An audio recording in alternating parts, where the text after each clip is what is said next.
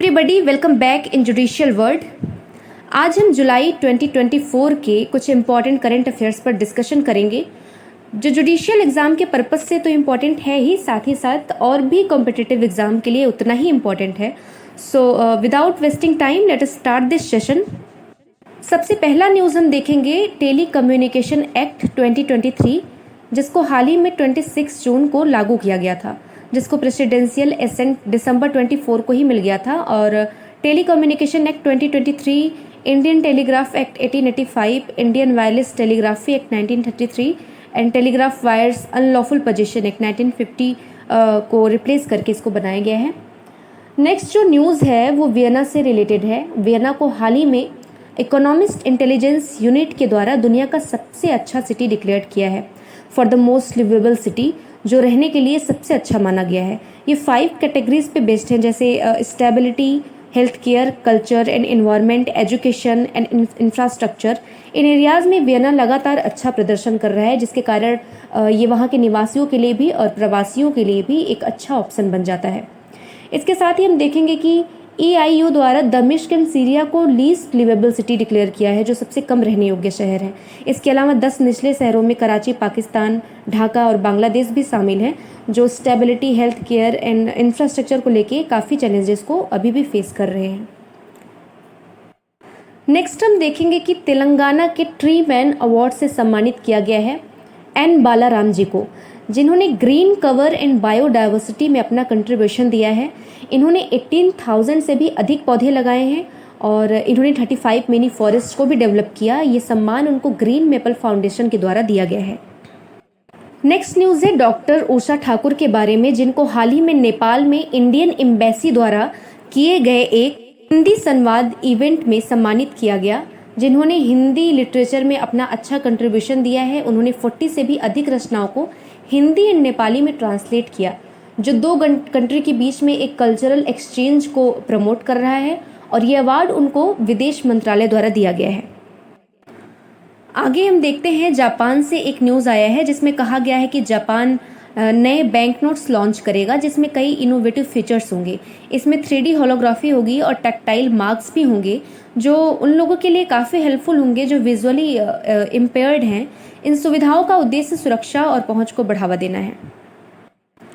Next हम बात करेंगे आर्टिफिशियल इंटेलिजेंस प्रिपेयर्डनेस इंडेक्स 2024 की, जिसको हाल ही में IMF ने लॉन्च किया है, जिसमें टॉप 3 कंट्रीज़ में हम देखेंगे तो सिंगापुर, डेनमार्क एंड अमेरिका है।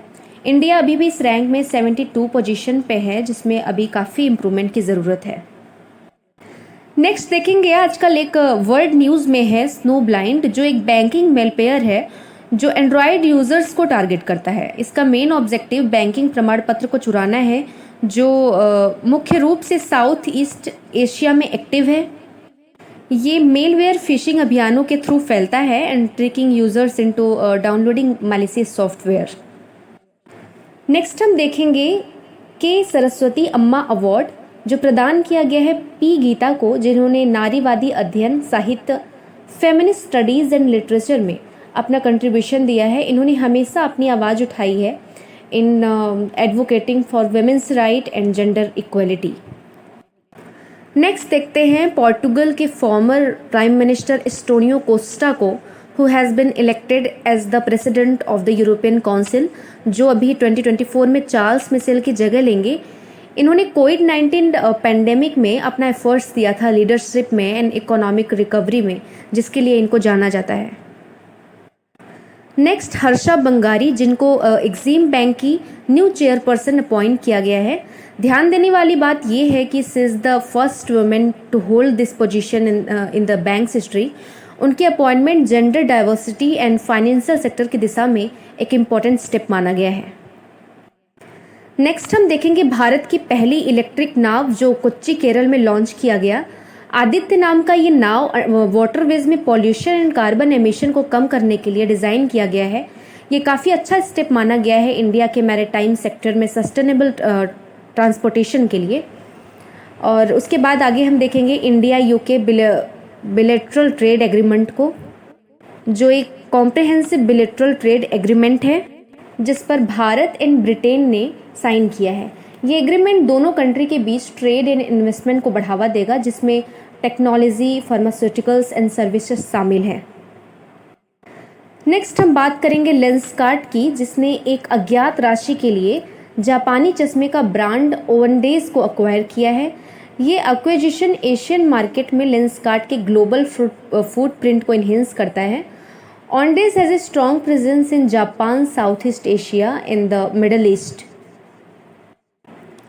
नेक्स्ट हम देखेंगे कैरियर अचीवमेंट अवार्ड, जिसे शाहरुख खान को सम्मानित किया जाएगा। उनको सिनेमा में एक इम्पोर्टेंस कंट्रीब्यूशन के लिए जो अभी तक उन्होंने दिया है, वह इस सम्मान को पाने वाले पहले भारतीय होंगे।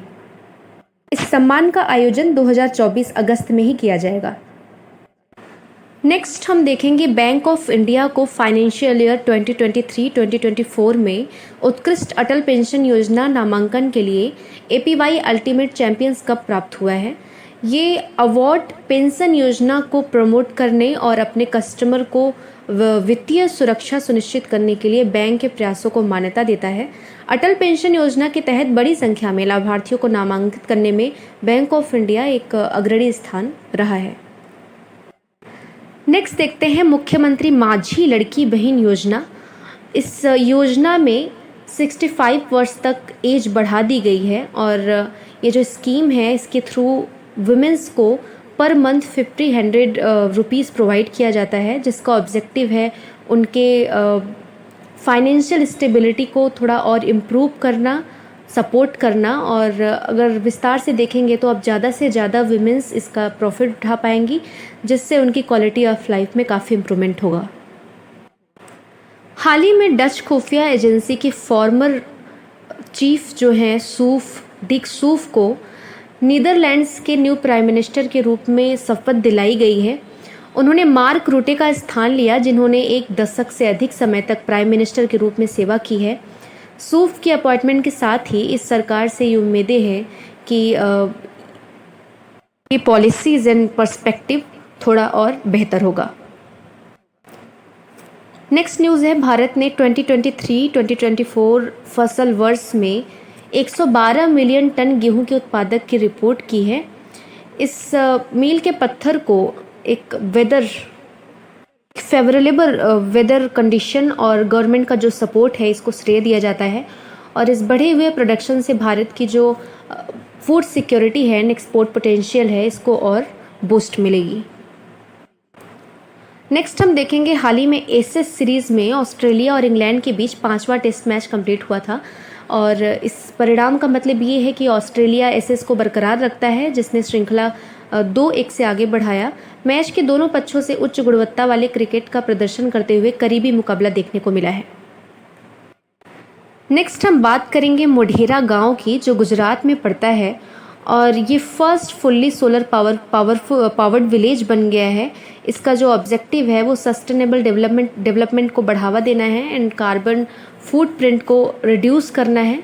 सभी घरों पर सोलर पैनल लगाए गए हैं जो प्रोवाइड करेंगे क्लीन एंड रिन्यूएबल एनर्जी को।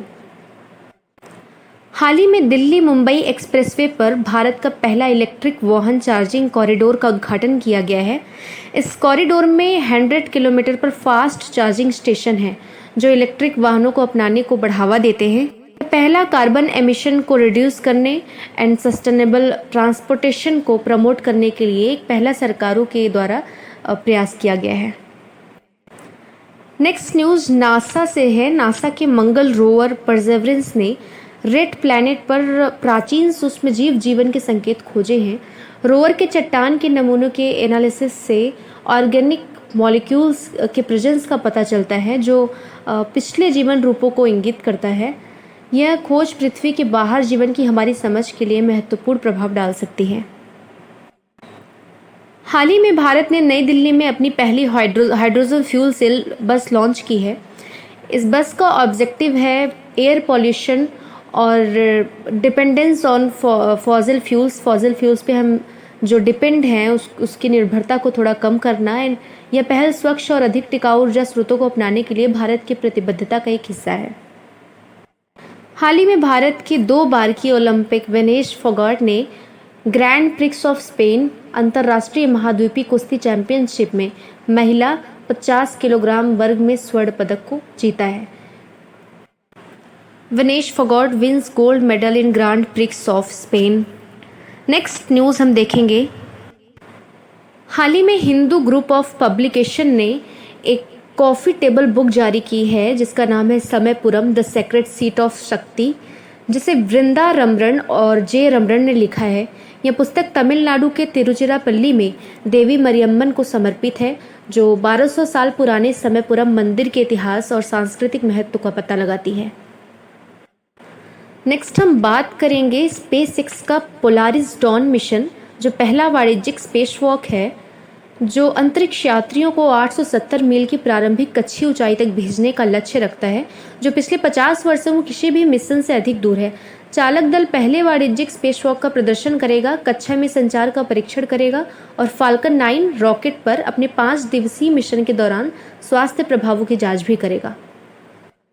हाल ही में ध्रुव सीतवाला ने एशियाई चैंपियनशिप में पुरुषों की बिलियर्ड्स का खिताब जीता है, जिन्होंने पंकज आडवाणी को हराया है, जबकि अनुपमा रामचंद्रन ने महिला स्नूकर का खिताब जीता। इन्होंने पंचाया चन्नोई को हराकर इस खिताब को हासिल किया है। हाल ही में इटली का माउंट इटना यूरोप का जो सबसे सक्रिय ज्वालामुखी है और छोटा स्ट्रोम्बोली ज्वालामुखी है। हाल ही में इस विस्फोट हुआ जिसमें गर्म राख और लावा निकला, जिसके बाद चेतावनी स्तर को और बढ़ा दिया गया है। माउंट इटना सिसिली के पूर्वी तट पर स्थित है और इसकी ऊंचाई लगभग 3326 मीटर है। नेक्स्ट हम देखेंगे जॉर्ज रसेल ने, जो 2024 ऑस्ट्रियन ग्रां प्री को इन्होंने जीता है। इस सीजन के पिछले विजेताओं में Charles Leclerc Monaco GP, Lando Norris Miami GP और कार्लोस सैंज ऑस्ट्रेलियन जीपी शामिल हैं। हाल ही में तमिल लेखक शिवशंकरी को डॉक्टर सी नारायण रेड्डी राष्ट्रीय साहित्य पुरस्कार के लिए चुना गया है। इस पुरस्कार में उन्हें 5 लाख की नगद राशि, एक स्मृति चिन्ह और एक शॉल शामिल है। ये पुरस्कार उनको साहित्य में उनके विशेष योगदान के लिए दिया जाएगा। नेक्स्ट न्यूज़ है विशाखापत्तनम बंदरगाह से रिलेटेड, जिसको पहली मदरशिप प्राप्त होगी। ये भारत का पहला विशेष ट्रांसशिपमेंट बंदरगाह है। विशाखापत्तनम बंदरगाह अपने पहले चरण की समाप्ति के बाद अपनी पहली मदरशिप प्राप्त करने के लिए तैयार है। यह बंदरगाह विशाखापत्तनम तिरुवनंतपुरम जिला केरल में स्थित है और इसका निर्माण Adani Visakhapatnam ports private limited द्वारा किया जा रहा है। हाल ही में राष्ट्रपति द्रौपदी मुर्मू जी ने राष्ट्रपति भवन में वीरता पुरस्कार प्रदान किए हैं, जिसमें असाधारण वीरता और अडिग साहस के लिए सेना और अर्धसैनिक बलों के कर्मियों को 10 कीर्ति चक्र और 26 शौर्य चक्र, जिनमें से कई मरणोपरांत थे, और राष्ट्रपति भवन में ये पुरस्कार दिए गए हैं। अब हम बात करेंगे पुरी में विश्व प्रसिद्ध रथ यात्रा की, जो भगवान जगन्नाथ, भगवान बलभद्र, देवी सुभद्रा की तीर्थ यात्रा का स्मरण कराती है। इस वर्ष यह आयोजन 2 दिनों तक चलेगा, जो 1971 में आखिरी बार देखा गया था। हाल ही में भारत के अविनाश साबले ने पेरिस डायमंड लीग में 3000 मीटर स्टीपल चेंज में 8 मिनट 9 सेकेंड के समय के साथ नया राष्ट्रीय रिकॉर्ड स्थापित किया है और ये 6वें स्थान पर रहे। इस दौड़ में अब्राहम सीमे की जीत हुई है, जो यूथोपिया से हैं। नेक्स्ट बात करेंगे गगन नारंग की। 4 बार के ओलंपियंस और 2012 के ओलंपिक कांस्य पदक विजेता रहे हैं। इनको पेरिस 2024 ओलंपिक्स के लिए भारतीय दल का सेफ्टी मिशन नामित किया गया है, जो मैरी कॉम की जगह लेंगे। पीवी सिंधु और शरद कमल उद्घाटन समारोह में ध्वजवाहक भी होंगे। नेक्स्ट देखेंगे आईसीआईसीआई लोम्बार्ड ने एलिवेट नामक एआई संचालित स्वास्थ्य बीमा योजना पेश की है, जो गतिशील जीवन शैली, चिकित्सा, आपातकालीन स्थितियों और चिकित्सा मुद्रास्फीति के लिए व्यक्तिगत समाधान प्रदान करती है। नेक्स्ट हम बात करेंगे महाराष्ट्र की, जिसको हाल ही में 2024 के लिए best agriculture state award for 2024 से सम्मानित किया गया है। महाराष्ट्र को 15वें कृषि नेतृत्व पुरस्कार समिति में स्थायी विकास नीतियों और बड़े पैमाने पर कृषि नवाचारों के लिए 2024 का सर्वश्रेष्ठ कृषि राज्य पुरस्कार प्राप्त हुआ है। हाल ही में नागालैंड को बेस्ट स्टेट इन हॉर्टिकल्चर सर्वश्रेष्ठ बागवानी राज्य के रूप में सम्मानित किया गया। नागालैंड ने किसानों और ग्रामीण समुदायों को सकारात्मक रूप से प्रभावित करने वाले नवीन कार्यक्रमों और नीतियों के लिए 15वें कृषि नेतृत्व सम्मेलन में सर्वश्रेष्ठ बागवानी राज्य का पुरस्कार जीता है। हाल ही में प्राइम मिनिस्टर नरेंद्र मोदी जी को रूस के सर्वोच्च नागरिक सम्मान से सम्मानित किया गया। प्रधानमंत्री नरेंद्र मोदी को राष्ट्रपति व्लादिमीर पुतिन द्वारा रूस के सेंट एंड्रयू द एपोस्टल के आदेश से सम्मानित किया गया। ये पुरस्कार 2019 में अनाउंस किया गया था। नेक्स्ट हम बात करेंगे एलिसा दे अंद्रामुद्राजो की, जो मैक्सिको से हैं और इन्होंने पेरिस फ्रांस में स्थित वित्तीय कार्रवाई कार्यबल की अध्यक्षता के लिए अपना 2 साल का कार्यकाल शुरू किया है।